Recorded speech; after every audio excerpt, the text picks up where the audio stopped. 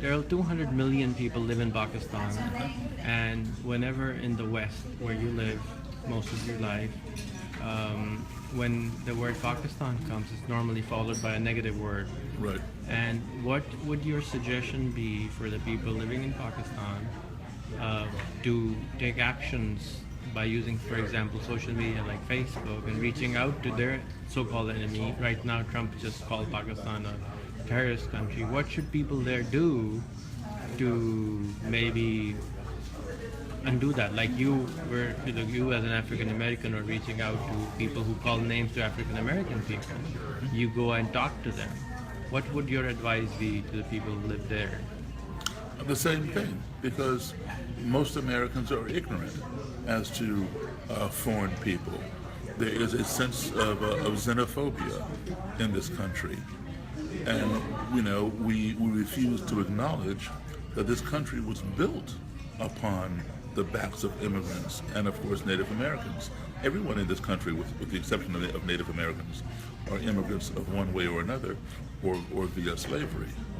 And so we must reach out. Pakistanis must reach out. Americans must reach out. And make it easy. We do have Facebook. We do have the internet. Reach out to people.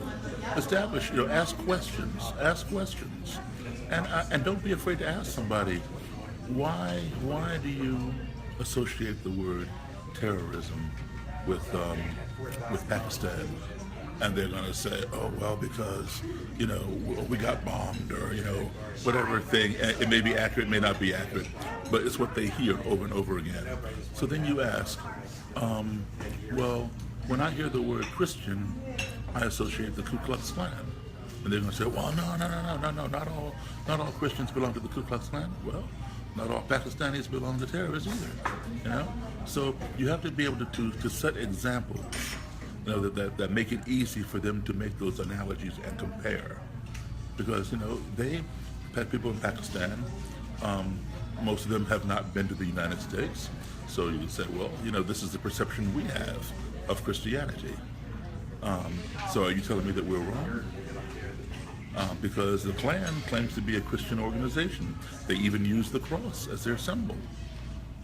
So how is it that you're saying, the KKK is not Christian?